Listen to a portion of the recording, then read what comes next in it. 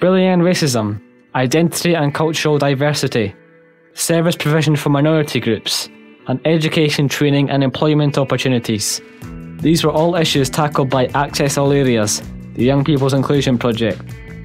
Young Scot is the national youth information and citizenship charity, supporting young people across Scotland aged 11 to 26 to make informed decisions and choices and to access opportunities. Young Scot Access All Areas was delivered in partnership with the Dialogue Youth Network, local authorities and voluntary sector providers. It was a groundbreaking inclusion project launched by Young Scot in 2008 in partnership with the Scottish Government Equalities Unit and supported by the Voluntary Action Fund.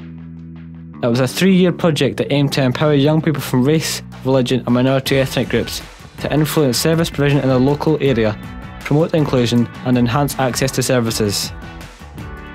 The project worked in partnership with 21 groups of young people from race, religion and minority ethnic backgrounds across 16 different local authorities in Scotland. Every group chose their own topic of investigation which they felt was an issue for their peers and within the wider community. Before conducting their investigations, the young people received specifically tailored training to suit their needs from Young Scot. This included team building, safety and ethics, digital media training and consultation techniques. All the groups were eager to put into practice the new skills they had learnt to begin to initiate change within their local community. For example, the Acess Jewish Youth Group interviewed people from 9 local authorities throughout Scotland about their perceptions of the Jewish religion and way of life. Polish young people in North Lanarkshire surveyed 115 of their fellow school pupils about bullying and racism. And the multi-ethnic Aberdeen group interviewed international students about education and employment opportunities in the city. At the end of the project, each group successfully compiled a report or digital showcase on their findings along with a key set of recommendations. They also had the opportunity to present their findings to local policy and decision makers from the councils, health boards, community plan structures and other service providers to help them to better understand the community's needs and improve the delivery of services to these groups. A local investigation team approach was used to engage groups of young people in the project. Using this method has allowed for a wealth of information to be gathered, with some key recommendations for local service providers around safety in their communities, the barriers which restrict access to health services, the barriers to education and employment, enhancing the local areas in which they live, and increasing opportunities, access and participation in youth activities. Full details of the recommendations are in the final project report, which can be downloaded from www.youngscot.net. The project was successful in achieving a range of positive impacts. Firstly, the project has provided 150 new opportunities for young people to meet with their peers, explore local services, and gather views of their community.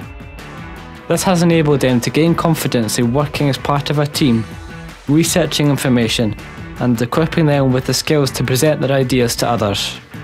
Secondly, they became more informed and active citizens by developing a greater understanding of the information and services available to them in their local areas. They were also able to express their views about local services. 87% of the young people who took part felt more confident accessing information about services, and 84% of them felt more confident about speaking out. The young people were empowered to influence and sensitise mainstream services, influencing decisions that affected their peer group and their community.